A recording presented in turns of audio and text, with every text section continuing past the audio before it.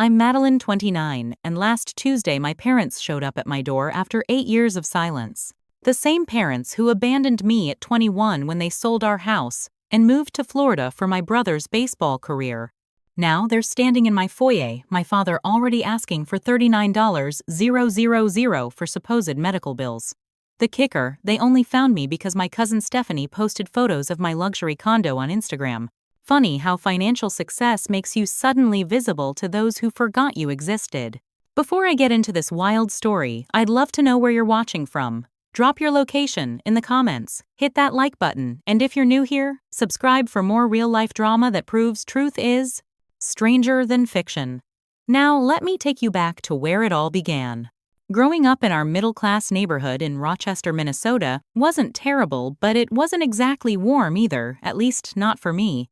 My parents, Ryan and Bridget Sullivan, had 2 children, but emotionally they only had one, my younger brother Jason.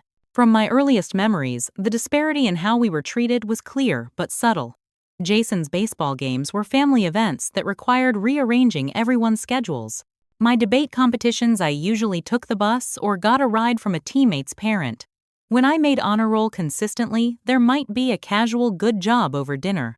When Jason hit a home run, there were celebrations, special dinners, and endless retellings of the story to anyone who would listen.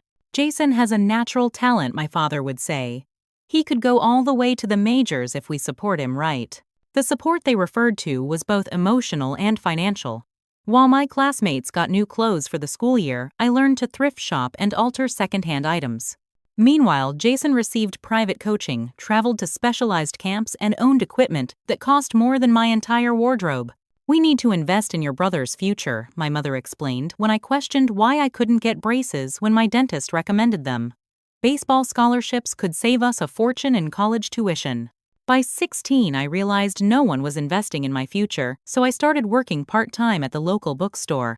I saved every dollar possible while maintaining perfect grades. The college applications I filled out were done without parental guidance. My counselor helped me navigate financial aid forms since my parents were too busy with Jason's recruitment visits. The proudest day of my high school career should have been when I received a full academic scholarship to the University of Minnesota. I excitedly showed the letter to my parents over dinner. "That's nice, honey," my mother said before immediately turning to Jason. "Did Coach call about that showcase in Tampa?" I attended my college orientation alone, moved into my dorm alone, started my freshman year knowing I was truly on my own. The situation deteriorated further during my junior year of college. I came home for a weekend only to find moving boxes stacked in the hallway. "What's going on?" I asked. "We're selling the house," my father announced casually as if he'd just mentioned the weather forecast. "Jason got an offer from a baseball academy in Florida. It's a great opportunity, but we need to be there year-round." "What about me?" I asked, my voice small. "Where will I stay during breaks?" My mother looked up from her packing, seeming genuinely perplexed by the question. "You're 21, Madeline. An adult. You'll figure something out." "We can't pass this up," my father added. "This could be Jason's ticket to the big leagues. They sold our family home within a month. Not once did they offer me a place in their new Florida life. Not once did they consider that I was still in college, still technically dependent on them for the FAFSA forms at minimum. Not once did they seem to realize they were leaving their daughter effectively homeless. The night before they left, I asked one last time if there was any way I could come with them, even just temporarily, until I figured out housing. "There's no room in the new place," my mother said dismissively. "Besides, you've always been so independent. Independent by necessity, not by choice." As they drove away, waving from their SUV packed with their belongings and Jason's baseball memorabilia, I stood in the empty driveway of our former home, a garbage bag of my remaining possessions at my feet, and the crushing realization that in their story I was merely an afterthought, a character so minor they could write me out without a second thought. The weeks following my family's departure were a blur of panic and frantic problem-solving. With winter break approaching and dorms closing, I had nowhere to go.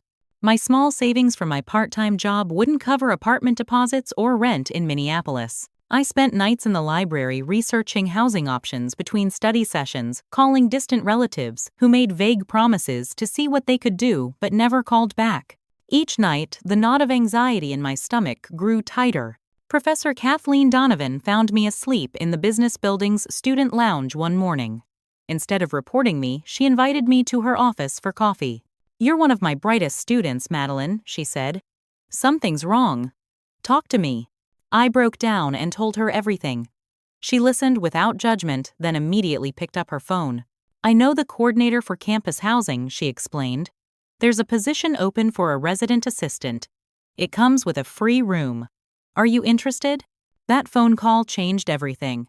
I interviewed the next day and got the position. It meant taking on more responsibilities, being available to help freshmen navigate college life, mediating roommate conflicts, and enforcing dorm rules. But it also meant I had a place to live year-round. With housing secured, I focused on supporting myself completely. I kept my bookstore job on weekends, added a waitressing position for evenings, and worked as a research assistant for Professor Donovan.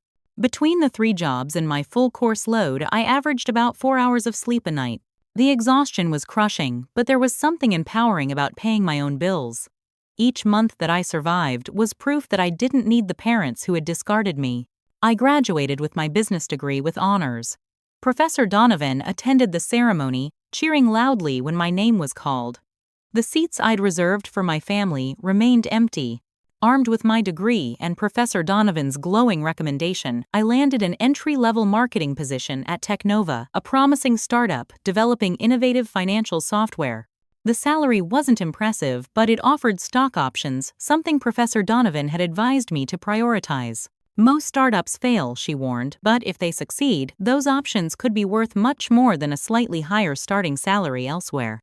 I lived frugally in a tiny studio apartment, continued working weekend shifts at the bookstore, and put every spare dollar into an emergency fund. Once that was established, I began making small investments under the guidance of books and online courses I studied obsessively. Technova grew rapidly. My role expanded, and I earned promotions that came with salary increases and additional stock options. By my 3rd year with the company, rumors of an IPO began circulating. When Technova went public, my stock options, which I diligently held onto despite moments of financial strain, suddenly had real substantial value. Not enough to retire, but enough for a down payment on a beautiful condo in one of Minneapolis's most desirable neighborhoods. The day I signed the closing papers, I stood alone in my new home, running my hand along the granite countertops, staring out at the city skyline through floor-to-ceiling windows, and feeling an overwhelming mixture of pride and lingering sadness. I had built this life completely on my own, but there was no one to share the moment with me. During those years, I'd attempted to maintain some family connection. I sent Christmas cards to my parents' Florida address. I tried calling on their birthdays. I even sent a gift when Jason was signed to a minor league team. My efforts were met with brief perfunctory responses if acknowledged at all. "They're just so busy with Jason's games," my Aunt Diana would explain whenever I asked about them during our infrequent calls. I eventually stopped trying. The silence hurt less when I wasn't setting myself up for rejection. Instead, I focused on building my own life, one that didn't depend on the validation or support of people who had proven they couldn't be counted on. I developed friendships with colleagues, joined a community volunteer organization, and even started dating occasionally, though I struggled to trust enough for a serious relationship. My walls were high and thick, built brick by brick, with each unanswered call, each forgotten birthday, each milestone celebrated alone. But I was surviving. More than surviving, I was succeeding. And success, I would soon learn, has a strange way of making invisible people suddenly visible again. 3 years after Technova's IPO, my Aunt Diana called with an invitation that caught me completely off guard. "The whole family is getting together for Grandma Rose's 80th birthday next month," she explained. She specifically asked if you'd be there. Grandma Rose had always been kind to me, though her health issues had kept her from intervening when my parents left. I hadn't seen her in years. "Will my parents be there?" I asked, hating how small my voice sounded. Of course, Diana answered too quickly. "They're looking forward to seeing you."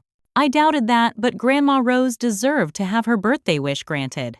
I requested time off work, bought a new dress, and drove the 4 hours to the lakeside resort where the reunion was being held. Walking into that gathering was like stepping into an alternate universe, one where I was simultaneously a stranger and a long-lost relative. Cousins I barely recognized rushed to hug me. Uncles and aunts exclaimed over how grown-up I looked. Grandma Rose wept when I gave her the silver photo frame I'd brought, containing a picture of us from my childhood. "My sweet girl," she whispered. "I've missed you so much." The warmth of these greetings only highlighted the coldness that followed when my parents finally approached. They stood awkwardly before me, as if meeting a distant acquaintance. "You look well," my mother offered. My father nodded. Working in the city, Diana mentioned, "No hug. No acknowledgement of years of absence. No apology." The conversation died quickly, relief evident in their expressions when someone called them away. I retreated to the bar where my cousin Stephanie found me nursing a glass of wine. "I can't believe they're acting like this," she said, sliding onto the stool next to mine. "Like they didn't basically abandon you." I looked at her in surprise. "You know about that." "Not until recently," she admitted. "Everyone was told you chose to cut ties with the family to focus on your career. I tried reaching out on social media, but I couldn't find you. I deleted most of my accounts years ago," I explained. "It hurt too much seeing everyone's family photos." Stephanie squeezed my hand.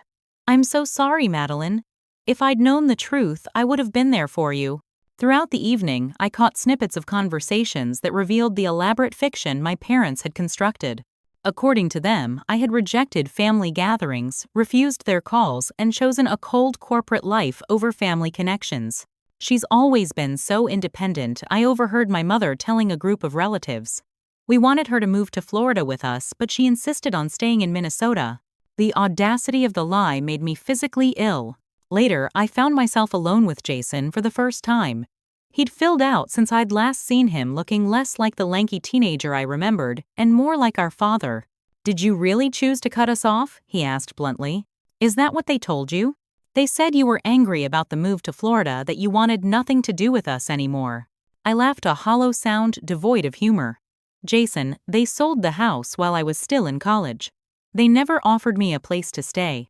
I was essentially homeless until I got a job as an RA." His face paled.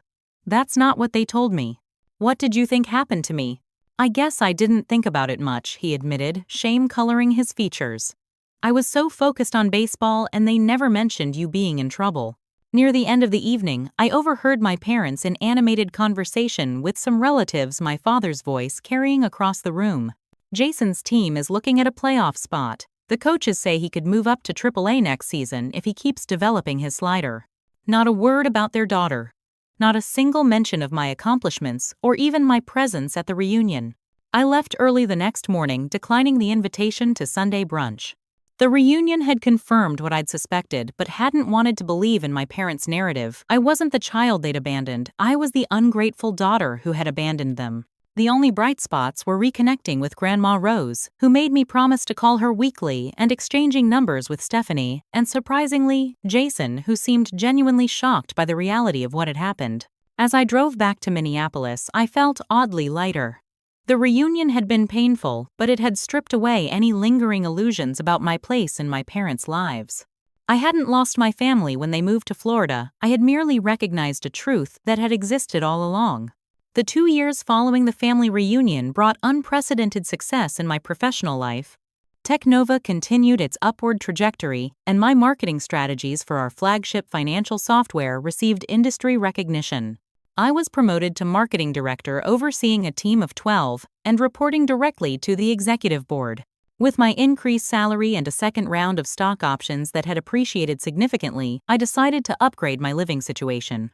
After weeks of searching, I found a stunning corner unit in Lakeside Towers, one of the most prestigious addresses in downtown Minneapolis. The condo featured panoramic views of the city skyline and lake custom finishes and amenities that still sometimes made me feel like I was living someone else's life.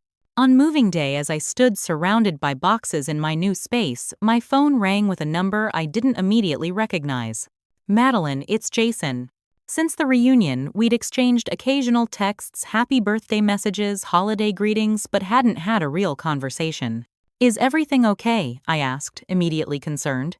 "Not really," he admitted. "My shoulder's been giving me trouble.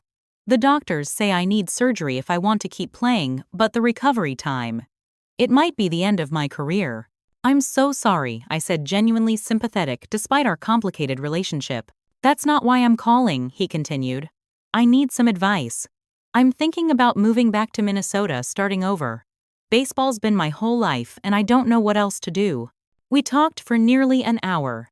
By the end of the call, I had impulsively offered my spare bedroom while he figured things out. "It's just temporary," he assured me. "Just until I find a job and get on my feet." 2 weeks later, Jason arrived with 2 suitcases and a defeated expression. I showed him around the condo, explained the building amenities, and tried to make him feel welcome despite the awkwardness between us. "This place is incredible," he marveled. "You must be doing really well." "I've been lucky," I said, downplaying my success. "The company I joined took off." Living with Jason was initially easier than I'd expected. He was quiet, respectful of my space, and seemingly grateful for the help. I connected him with Technova's HR department, who had entry-level positions that didn't require specific technical skills. He interviewed and secured an administrative role in the operations department. For a few months, it felt like I was finally experiencing the sibling relationship I'd always wanted. We had dinner together, most evenings sharing stories about our days. I helped him understand office politics and professional expectations. He introduced me to his favorite shows and made me laugh with impressions of his minor league teammates. But something shifted when I returned early from a business trip and found Jason on a video call in the living room. "The view is amazing, right?" he was saying, panning my laptop to show the floor-to-ceiling windows. "Madeline's doing incredibly well. The place must have cost a fortune." As the laptop screen turned, I caught a glimpse of my parents on the other end of the call. Jason and I interrupted. He startled quickly, closing the laptop. "You're home early. Were you showing Mom and Dad my place?" "They asked how I was doing," he explained defensively. "They were curious about where I was staying." "Have you been in contact with them this whole time?" The betrayal stung more than I wanted to admit. "They're our parents, Madeline. They stopped being my parents when they left me homeless," I reminded him. The tension between us grew over the following weeks. I discovered Jason had been sending money to our parents, money he should have been saving for his own place. When I questioned him about it, he became defensive. "Dad's had some health issues. They need help with the bills." "And what about when I needed help?" I asked. "That was different," he insisted. "They didn't have money then because they were investing in my career." The final betrayal came when I returned from work one evening to find my parents sitting in my living room. Jason had given them access to the building and my condo without my knowledge or permission. "Surprise," my mother said weakly when she saw my shocked expression. "What are you doing here?" I demanded. "Jason invited us," my father explained, as if that made everything acceptable. "We wanted to see how you both were doing. You could have called first." "Would you have agreed to see us?" my father challenged. The truth was, I wouldn't have. And the 3 of them knew it. The visit was excruciating. My parents wandered around my condo, examining everything, making comments about the extravagant lifestyle I was living. Not once did they acknowledge our estrangement or their role in it. Instead, they spoke as if we had merely been busy with our separate lives. After they left, I confronted Jason. "How could you bring them here without asking me first?" "They're family," he insisted. "They miss you." "They miss me," I laughed bitterly. "They haven't missed me for 8 years. People change, Madeline." "They're trying." "No, Jason. They found out I'm successful, and now they're suddenly interested in my life. That's not change, that's opportunism." The argument escalated until Jason finally shouted what I suspected had been his real mission all along. "They need help, okay? Dad's medical bills are piling up and their insurance doesn't cover everything. They're struggling and you're living in luxury. So that's why you moved in with me, to soften me up for a financial request?" It wasn't like that at first, he claimed, but his eyes told a different story. That night, Jason packed his things and left telling me I was bitter and unforgiving. Before he went, he made sure I knew he'd told our parents exactly how well I was doing financially, right down to the approximate value of my Technova stock options. The second betrayal cut deeper than the first. I had allowed myself to believe in the possibility of family again, only to discover I'd merely been a target all along. About a month after Jason's departure, my cousin Stephanie came to visit Minneapolis for a conference. I invited her to stay with me rather than at her hotel, eager for company after the painful fallout with Jason. "This place is incredible," she gasped as I showed her around. "The view alone must be worth whatever you're paying." We spent the evening catching up over wine and takeout. Unlike Jason, Stephanie seemed genuinely interested in my life without ulterior motives. She asked thoughtful questions about my career, listened attentively to stories about my challenges and triumphs, and shared her own experiences with an openness that made me feel connected. "Do you mind if I take a few pictures?" she asked, gesturing toward the wall of windows showcasing the twinkling city lights. "My friends won't believe this view." "Go ahead," I laughed. "Just don't make me pose. I'm 3 glasses of wine in and definitely not photogenic right now." Stephanie took several photos of the condo, capturing the spacious open floor plan designer kitchen and spectacular night views. She even convinced me to appear in a couple, though I insisted on casual, non-posed shots. "These are amazing," she said, scrolling through them. "Do you mind if I post some on Instagram? I promise I won't tag your location for safety." I hesitated briefly. I maintained minimal social media presence these days, preferring privacy over digital connection. But Stephanie had been so supportive both now and at the family reunion. What harm could a few photos do? Sure, I agreed. Just maybe not the ones with my face clearly visible. I prefer keeping a low profile online. She nodded understanding and selected a few shots that showcased the condo rather than me. I thought nothing more of it until 8 days later, when an unexpected knock came at my door early Saturday morning. Through the peephole, I saw my parents standing in the hallway. My stomach dropped. I considered pretending I wasn't home, but they had clearly already spoken to the concierge who would have confirmed I was in. Taking a deep breath, I opened the door. "Mom. Dad. This is unexpected." "Madeline," my mother stepped forward for an awkward hug that I didn't return. "You look wonderful." "How did you know where I live?" I asked, though I already suspected the answer. "Stephanie's photos," my father explained, confirming my suspicion. "Beautiful place you have here.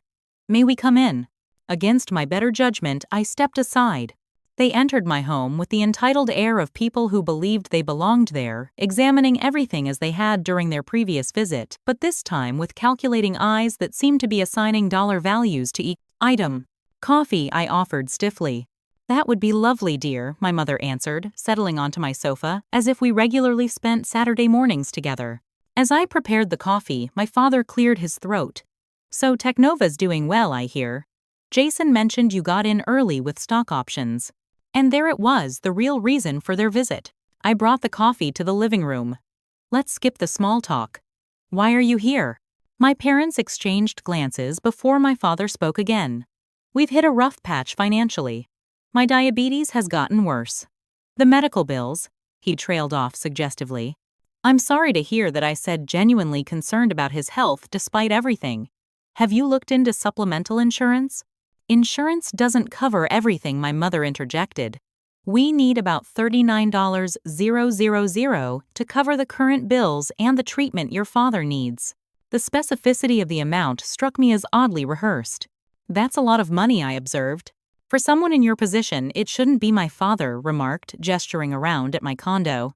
"Jason told us about your promotion. Marketing director at your age, we're very proud." The claim of pride coming 8 years too late, and only after learning of my financial status, stung worse than outright rejection would have. "Where is Jason, by the way?" I asked. "I haven't heard from him since he moved out." Another exchanged glance between my parents. "His baseball career is over," my mother said softly. "His shoulder couldn't be fully repaired. He's staying with us now, trying to figure out next steps." "I'm sorry to hear that." I said and meant it. "We're helping him start a sporting goods business," my father added. "It's a solid plan, but we need capital for inventory and storefront rental." The pieces suddenly clicked into place. So the $39,000 isn't actually for medical bills. It's for Jason's business. Well, it's for both. My mother hedged. "The medical expenses are real, but yes, we're also trying to help your brother get back on his feet. The way you helped me when I needed it." The words slipped out before I could stop them. "That was different," my father said dismissively. "You were always independent. Jason needs more support." "I wasn't independent by choice," I corrected him. "I was independent because you left me no other option when you abandoned me at 21. "We didn't abandon you," my mother protested. "You were an adult with a scholarship and a job." "I was your daughter," I said quietly. "Who needed her parents." An uncomfortable silence fell. My father broke it by returning to the main purpose of their visit. "Regardless of the past, we're family. Family helps each other when in need. $39,000 is probably a drop in the bucket for you now. And if I don't have it available, I asked, though we both knew that wasn't the case. We've seen how you live, he gestured around again. You can afford to help your family. Unless you're still holding a grudge about ancient history. My mother reached for my hand. Sweetie, we understand we weren't perfect parents. But we did our best with what we had. Now we're asking for your help. Don't turn your back on family the way you think we turned our backs on you. The manipulation was so transparent it was almost impressive. They had reimagined their abandonment as my choice to be independent and were now framing my potential refusal as vindictive, rather than protective. As they continued making their case, I realized this wasn't a reconciliation attempt. It was an ambush.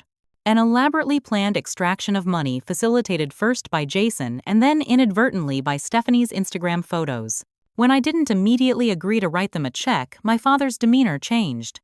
Your brother gave everything for his baseball career. Everything. The least you could do is help him start over with a portion of the money you've lucked into. Lucked into, I repeated.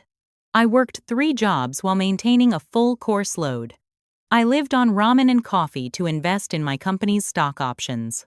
I earned every dollar while you were sending Jason to baseball camps. And now he has nothing while you have all this, my mother gestured around. How is that fair? The irony of her speaking about fairness was not lost on me. Before I could respond, my father delivered the final blow. The medical bills story isn't completely fabricated, you know. I do have diabetes. But the truth is, we also have some debts that need to be paid off quickly. What kind of debts? He shifted uncomfortably. We've had some unlucky streaks at the casino. It started as a way to supplement income when Jason's career stalled, but things got a bit out of hand. Gambling debts.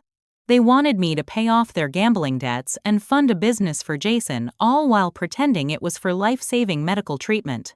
The magnitude of the manipulation left me speechless. When I didn't immediately reach for my checkbook, my parents' tactics escalated. They settled in making it clear they weren't leaving without what they'd come for. We drove all the way from Florida to see you, my mother reminded me. The least you can do is hear us out completely. I have heard you out, I replied.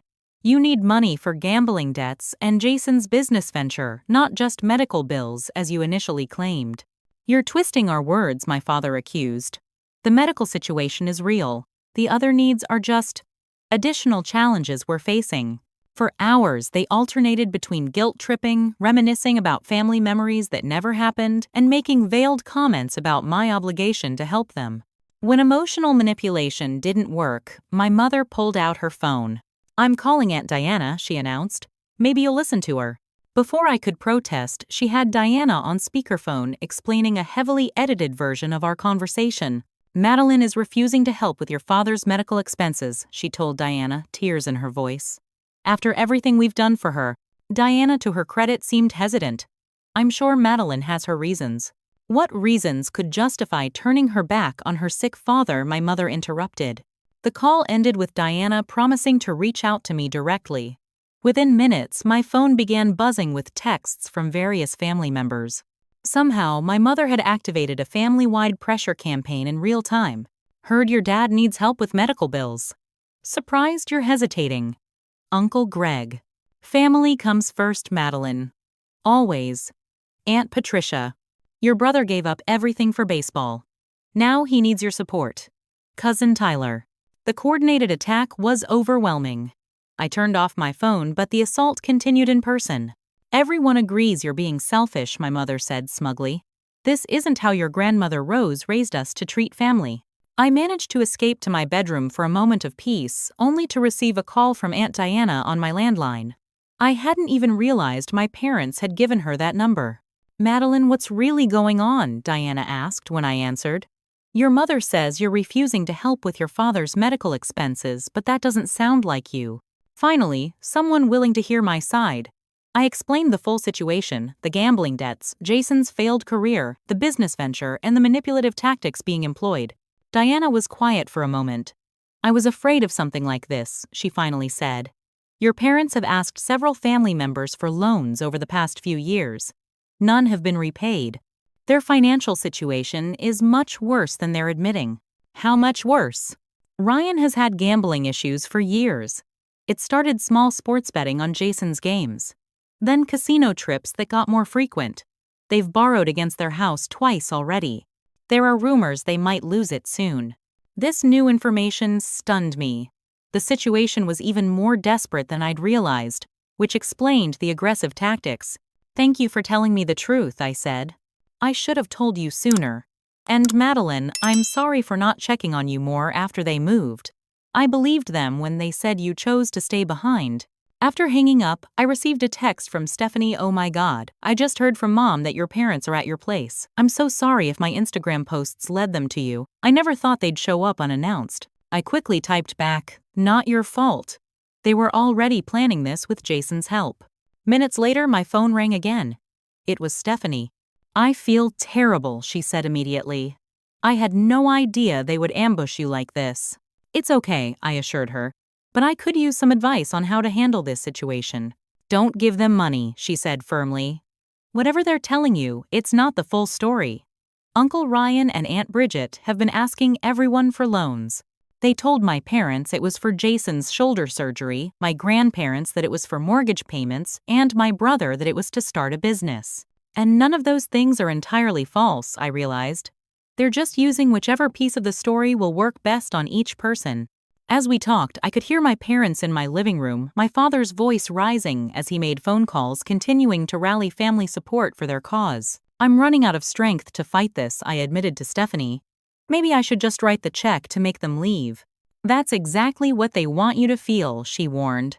"If you give in now, they'll be back for more. Trust me on this." My mom gave them $5,000 last year for what they claimed was an emergency roof repair. 3 months later, they were asking for more. After ending the call with Stephanie, I sat on my bed, overwhelmed by the pressure and emotional manipulation. For a moment, I seriously considered writing the check just to end the siege. My hand actually reached for my purse, ready to retrieve my checkbook. But something stopped me, a memory of standing in that empty driveway 8 years ago, watching my parents drive away without a backward glance. I had survived that abandonment. I had built a life without them. I would not now become their personal ATM out of misplaced guilt or family obligation. With renewed determination, I walked back into my living room where my parents were still making calls. "I need you both to leave," I stated firmly. "We're not going anywhere until we resolve this," my father replied. "There's nothing to resolve. I'm not giving you money." "After everything we've done for you," my mother cried. "What exactly have you done for me?" I asked quietly. "Name one thing since I turned 21. Their silence was answer enough. With my parents refusing to leave, I retreated to my home office and locked the door. I needed expert advice from someone who wouldn't be swayed by family drama. I called Professor Kathleen Donovan, who had remained a mentor since my college days. "They're manipulating you, Madeline," she said after I explained the situation. "And quite skillfully, I might add. The fact that you're even considering giving them money shows how effective their tactics are." "I just want this to end," I admitted. "It won't end with one check," she warned. "You need to stand your ground now, or this will become a recurring pattern." She suggested I document everything about their financial requests and get professional advice about protecting my assets. If they're desperate enough to ambush you at home, they might try other methods to access your money. After our call, I researched financial advisors specializing in family wealth disputes and made an appointment with Rebecca Winters for the following Monday. Then I steeled myself and returned to the living room. My parents had made themselves comfortable. My father was watching TV while my mother browsed through my bookshelves. "I've been thinking about your situation." I began choosing my words carefully. "Before I can consider any financial assistance, I need to understand the full picture of your finances." This caught their attention. "What do you mean?" my father asked suspiciously. "I want to see documentation of the medical bills, gambling debts, mortgage situation, and business plan for Jason's sporting goods store. I want bank statements, credit reports, and a complete accounting of your assets and liabilities." "That's private information," my father protested. "Not if you're asking me for $39,000, I countered. No financial advisor would recommend giving money without understanding where it's going and whether it will actually solve the underlying problems. My mother tried a different approach. "Sweetheart, this is family, not a business transaction, which is exactly why I need complete transparency. Family shouldn't hide financial realities from each other, right? They exchanged nervous glances. We don't have all that paperwork with us, my father finally said. Then I'll need you to send it before I can consider your request. So you're saying no, my mother concluded, her voice hardening. I'm saying I need more information. And time to think without being pressured in my own home. My directness seemed to stun them momentarily. Taking advantage of their silence, I added, "It's getting late. I think we should continue this conversation another time after I've received the documentation I asked for." To my surprise, they gathered their things and prepared to leave, though not without parting shots. "I hope you can live with yourself if something happens to your father because of delayed medical treatment," my mother said tearfully. "We'll send what we can," my father added. "Though I doubt financial statements will show you what's really important, that we're your parents and we need your help." After they left, I immediately changed the security instructions with my building's front desk to prevent them from gaining access again without my explicit permission. Then I set about protecting myself on other fronts. Over the weekend, I researched my parents' financial history, discovering concerning patterns that validated Aunt Diana's and Stephanie's warnings. Public records showed multiple liens against their Florida property. A social media deep dive revealed frequent posts about casino visits despite claims of financial hardship. Most tellingly, I found a small claims court case where a former friend had sued them for an unpaid loan, exactly the situation I was being set up for. Monday morning, I met with Rebecca Winters, the financial advisor. After reviewing my situation, she became my second ally in this battle. "This is unfortunately common," she explained.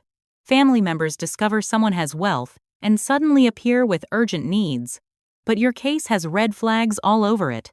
She helped me develop a protection strategy, updating my accounts with additional security measures, checking my credit report for unauthorized inquiries, and preparing responses for the emotional manipulation tactics my parents were employing. The most important thing, Rebecca emphasized, is maintaining clear boundaries. Once financial exploitation begins, it rarely ends with a single payment. Armed with this advice and the evidence I'd gathered, I felt ready when my parents called 3 days later. "We've thought about what you said," my father began. "We understand your need for information. Instead of the comprehensive financial documents, I'd requested they'd sent selected medical bills and a crudely written business plan for Jason's sporting goods store." "This isn't what I asked for," I pointed out. "Where are the bank statements, the credit reports, the gambling debt documentation?" "Those aren't relevant to our request," my father insisted. "They're completely relevant. I need to understand your complete financial situation before considering such a large sum." The conversation quickly deteriorated. "You're just looking for excuses to deny your own family," my mother accused. "After all, we sacrificed for you." "What sacrifices exactly?" I asked calmly. "We gave you everything," she exploded. "A home education." "A scholarship gave me education," I corrected. "And you sold my home while I was still in college." "Here we go again with the victim narrative," my father interjected. "Always dwelling on the past instead of helping your family in the present."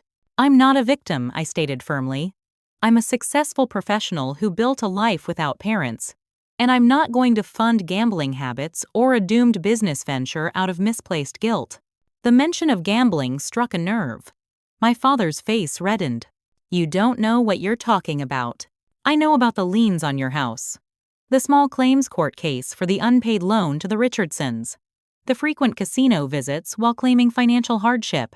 Their shocked expressions confirmed I'd hit home. "You've been investigating us," my mother gasped. "The way you investigated my finances through Jason and Stephanie's social media, yes." After that confrontation, my parents changed tactics yet again. My mother launched what can only be described as a social media smear campaign, posting thinly veiled references to ungrateful children who abandon their parents in times of need and the coldness of success that turns family members into strangers. Family members who had previously texted me with pressure now received a different narrative, that I was a cold-hearted daughter who cared more about luxury condos than her father's health. Some believed it. Others, like Stephanie and eventually Diana, recognized the manipulation and reached out to offer support. My father took a more direct approach, threatening to file a frivolous lawsuit claiming he had financially contributed to my education and deserved repayment. Rebecca assured me the threat was legally baseless, but the emotional toll was significant. The conflict came to a head when my parents, Jason, and several family members showed up at my condo unannounced again, creating what they clearly hoped would be overwhelming pressure with multiple family members present. "We're all here because we're concerned," Aunt Patricia began. But before the intervention could gain momentum, I calmly presented the folder of evidence I'd compiled: the gambling records, the pattern of loans, the court documents, the liens. "I'm concerned too," I said. "Concerned that my parents are using emotional manipulation to extract money they'll never repay, money that will likely go to casinos rather than medical treatment." The stunned silence that followed was broken by Aunt Diana, who had come not to pressure me, but to support me. "Ryan, Bridget, is this true?" she asked, examining the documents. "You told me the money was only for medical bills." For the first time, my parents had no immediate response. Their carefully constructed narrative was unraveling in front of the very family members they'd enlisted to pressure me. In that moment, looking at my father's defeated expression and my mother's barely contained fury, I realized I had finally reclaimed my power. After years of abandonment and months of manipulation, I was standing firm, not out of bitterness or revenge, but out of self-protection and truth. "I would have helped with actual medical expenses," I told the assembled family. "Despite everything, you're still my parents. But I won't fund gambling, addiction, or be manipulated through lies. That's not what family does to each other." The fallout from the confrontation was immediate and far-reaching. The family fractured into factions: those who believed my parents' version of events, and those who recognized the pattern of financial manipulation I'd exposed. Uncle Greg and Aunt Patricia left my condo that day without speaking to me firmly in my parents' camp. Cousin Tyler sent a scathing text accusing me of twisting the truth to justify selfishness. A few relatives I barely knew unfriended me on social media, their only connection to me severed over money that had never been theirs to begin with. But others reached out privately to share their own experiences with my parents' financial requests. "They asked for $10,000 last year for Jason's training," my cousin Michael confided. "When I could only give $2,000, they stopped calling. Your father borrowed $5,000 from us for emergency home repairs 3 years ago," Uncle David wrote in an email. "Still waiting for repayment." The pattern was clear and consistent. My parents had been working their way through the family tree, extracting funds with emotional manipulation and fabricated emergencies. 2 weeks after the confrontation, Jason called. "Can we talk?" he asked. "In person, not over the phone." We met at a coffee shop downtown Neutral Territory. He looked thinner than when he'd left, my condo shadows under his eyes, suggesting he wasn't sleeping well. "I owe you an apology," he began without preamble. "I shouldn't have invited them to your place without permission. And I shouldn't have told them about your finances." "Why did you?" I asked. The betrayal still stung. He sighed heavily. "At first, I really did just need a place to stay. But Dad started calling every day, asking questions about your lifestyle, your job, your condo. He made me feel guilty, like I was betraying the family by not helping them extract money from you. And you believed him." "I've spent my entire life believing him," Jason said quietly. "Every decision I've made since I was 10 years old has been based on what Dad said would make me a baseball star. When that failed, I had nothing, no identity, no backup plan. For the first time, I saw my brother clearly, not as the favored golden child, but as another kind of victim. While I had been neglected, he had been exploited, his entire worth tied to a dream that had ultimately collapsed. They're not good for either of us, are they? I realized aloud. No, he agreed. They're not. Jason revealed that after leaving my condo, he had briefly moved in with our parents only to discover the true extent of their financial troubles and gambling addiction. He'd left after 3 weeks and was now staying with a former teammate working at a sporting goods chain store rather than opening his own business. The business plan they showed you, total fiction, he admitted. Dad created it after you asked for documentation. There was never any real plan beyond getting money from you. Our conversation marked the beginning of a cautious reconciliation between us. Not immediate trust that would take much longer to rebuild, but a shared understanding that we had both been manipulated in different ways by the same people. As Jason was working to build an independent life, my parents made one final desperate attempt to access my finances. They showed up at Technova's offices unannounced, creating a scene in the lobby that required security intervention. "We just need to speak with our daughter," my mother told the receptionist loudly enough for everyone to hear. "She's ignoring her father's medical needs while he could be dying." The professional embarrassment was significant. Though my colleagues were supportive, I spent weeks feeling self-conscious about the personal drama that had spilled into my workplace. Family issues follow everyone, my boss reassured me. No one thinks less of you for having complicated parents. While I was dealing with the workplace fallout, Stephanie called with an alarming update. I think you should know your parents are telling people they're about to be homeless, she said. They're saying if you don't help them, they'll have nowhere to go. A quick property records search revealed this was yet another manipulation. Despite the liens, they still owned their Florida home. Further research through Aunt Diana revealed they had a rental property in Tampa that they had never mentioned a potential asset they could sell if truly desperate. The final betrayal came when I received an alert from my bank about unusual access attempts on my accounts. Someone had tried to use my social security number and mother's maiden name to change my contact information, presumably the first step in attempting to transfer funds. The bank's security measures had prevented the change, but the attempt itself was chilling. Only family would know the personal details that had been used in the attempt. That evening, I drafted a formal cease and desist letter with the help of a lawyer explicitly stating that any further contact would be considered harassment. I sent copies to my parents' home address and email, keeping documentation of everything in case further legal action became necessary. The letter marked the end of my parents' active campaign for my money, but also the end of any possibility of reconciliation. I had not only refused to become their financial resource, I had publicly exposed the manipulation they had been employing throughout the family for years. Some relatives would never forgive me for that exposure. Others secretly thanked me for breaking the cycle of exploitation. But the family, as I had once known it, already fragile from years of distance, was irreparably fractured by the truth. 6 months passed without contact from my parents. The cease and desist letter had accomplished what years of emotional distance could not a clean break. According to Stephanie, who still maintained contact with them, they had pivoted to other family targets though, with less success now that their tactics had been exposed. During those 6 months, I focused on healing the wounds that their reappearance and subsequent betrayal had reopened. On the recommendation of Rebecca, my financial advisor, I started seeing Dr. Lauren Bennett, a therapist specializing in family estrangement. Abandonment leaves scars that don't fully heal on their own, Dr. Bennett explained during our first session. Success can mask the pain, but it doesn't erase it.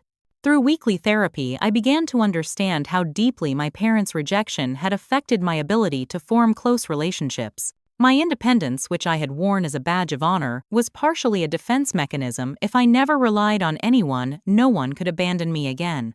Being self-sufficient is admirable, Dr. Bennett observed. But connection is what gives life meaning. The challenge is learning to trust again. Slowly, I began opening up to the possibility of deeper connections. I invited colleagues for dinner parties in my condo, no longer ashamed of my success or afraid they would want me only for what I could provide. I joined a community service organization, finding purpose in mentoring young women from disadvantaged backgrounds who reminded me of my younger self. Most significantly, I began building what therapists call a chosen family, a network of people connected not by blood but by mutual care and respect. Stephanie became a regular visitor, our bond strengthened through the family crisis. Rebecca moved from financial advisor to friend, inviting me to holiday gatherings when she learned I spent them alone. Professor Donovan, my original ally, who had saved me from homelessness years before, remained a cornerstone of this chosen family. When she retired from teaching, I hosted her celebration dinner, publicly thanking her for being the mentor and support my parents never were. "You did the hard work," she insisted. "I just opened a door." But we both knew that sometimes an open door is the difference between despair and possibility. Jason and I continued our cautious reconciliation. He had found an apartment with a roommate and secured a management trainee position at the sporting goods store. We met for dinner monthly, carefully avoiding discussion of our parents as we rebuilt a relationship based on who we were now rather than the roles we had been assigned in childhood. 3 months into our new relationship, Jason made a surprising request. "I want to go back to school," he explained over dinner. "Get a business degree. Maybe open that sporting goods store for real someday, but with an actual business plan and legitimate financing." "That sounds like a good plan," I said, genuinely impressed by his initiative. "The thing is," he continued hesitantly, "I can't afford tuition right now. I know I have no right to ask after everything, but would you consider helping?" "Not paying for everything," he hurried to add. just enough to supplement what I can get in loans and what I've saved. The request triggered immediate wariness, memories of my parents' manipulation still fresh. But I could also see that Jason was making a genuine effort to rebuild his life on his own terms. "I'll think about it," I promised. After careful consideration and consultation with both Dr. Bennett and Rebecca, the first made Jason an offer, not a blank check but tuition assistance with clear conditions, maintaining good grades, continuing to work part-time, and meeting regularly with a financial counselor I would provide. "This isn't an obligation or a debt," I explained when presenting the offer. "It's an investment in your future the same way Professor Donovan invested in mine. The only repayment I want is seeing you succeed on your own terms, not Mom and Dad's." He accepted with tears in his eyes. "I won't let you down this time." In April, I hosted a small gathering in my condo, my first real housewarming nearly 2 years after moving in. The guests included Stephanie, Jason, Professor Donovan, Rebecca, Dr. Bennett, and a few close colleagues. As we enjoyed dinner with the spring sunset illuminating the city skyline, I looked around at these people who had chosen to be in my life and whom I had chosen in return. There was a moment during the evening when I stepped away to the kitchen and Stephanie followed to help with dessert. "You know what I realized recently," she said, arranging cookies on a platter. "You're actually the lucky one." "How do you figure?" I asked, surprised. "You got away. You built a life completely on your own terms without their manipulation. Jason and I, all the cousins who stayed connected, we're still untangling ourselves from their influence." Her observations stayed with me long after the guests had departed. As I stood alone in my quiet condo looking out at the city lights, I realized she was right. The abandonment that had felt like the greatest pain of my life had ultimately become my greatest freedom. I no longer needed my parents' approval or support.